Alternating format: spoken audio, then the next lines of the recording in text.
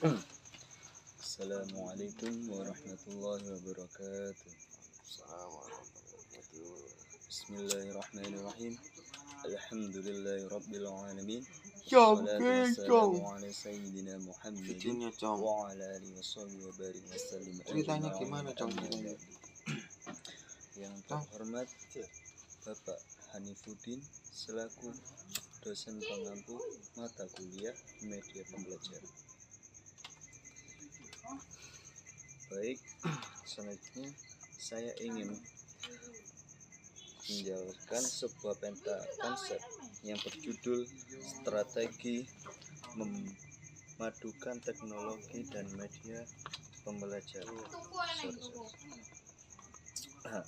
Di sini ada 3 unsur. Yang pertama, peran dan fungsi media pembelajaran. Yang kedua, manfaat media pembelajaran. Terus yang ketiga, menciptakan pengalaman belajar anak. Oh, ternyata ada 4. Yang terakhir adalah pemilihan media pembelajaran. Saya akan menjelaskan yang pertama, peran dan fungsi media pembelajaran. Yang pertama, sumber belajar. Media sebagai sumber belajar.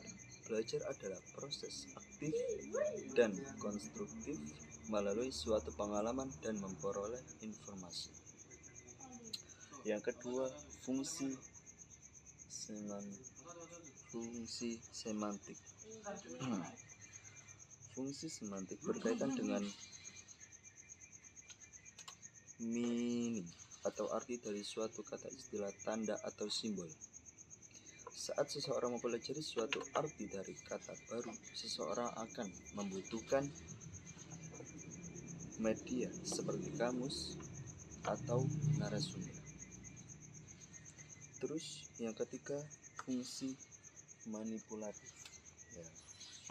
Fungsi manipulatif adalah kemampuan media dalam menampilkan kembali suatu benda atau peristiwa dengan berbagai cara, sesuai kondisi, situasi, tujuan, dan sasaran.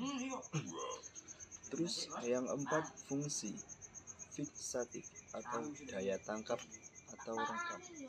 Fungsi fiksatif adalah fungsi yang berkaitan dengan kemampuan suatu media untuk menangkap, menyimpan, menampilkan kembali suatu objek atau kejadian yang sudah lama terjadi. Terus yang kelima, fungsi distributif.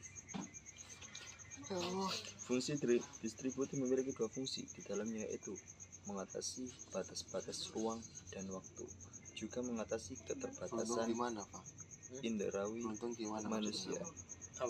Terus yang keenam, fungsi psikologis. Dari segi psikologis, media pembelajaran memiliki beberapa fungsi seperti fungsi atensi, fungsi afektif, fungsi kognitif, fungsi imajinatif, dan fungsi motivasi. Yang pertama ada fungsi atensi, yang kedua fungsi afektif, yang ketiga fungsi kognitif, yang keempat fungsi psikomotorik, yang kelima fungsi imajinatif, yang keenam fungsi motivasi. Terus yang terakhir, fungsi sosiokultural. Penggunaan media dalam pembelajaran dapat mengatasi hambatan sosiokultural antara peserta dalam jumlah besar dengan adat, kebiasaan, lingkungan, dan pengalaman yang berbeda-beda. Sangat mungkin memiliki persepsi dan pemahaman yang tidak sama tentang suatu topik pembelajaran. Terus lanjut, poin yang kedua. Di poin yang kedua ini adalah manfaat media pembelajaran. Secara umum, media pembelajaran mempunyai kegunaan sebagai berikut. Yang pertama, memperjelas penyajian pesan agar tidak terlalu bersifat verbalistis atau dalam bentuk kata-kata tertulis atau lisan berlanjut. Yang kedua, mengatasi keterbatasan ruang, waktu, dan daya indera. tidak pasti langsung.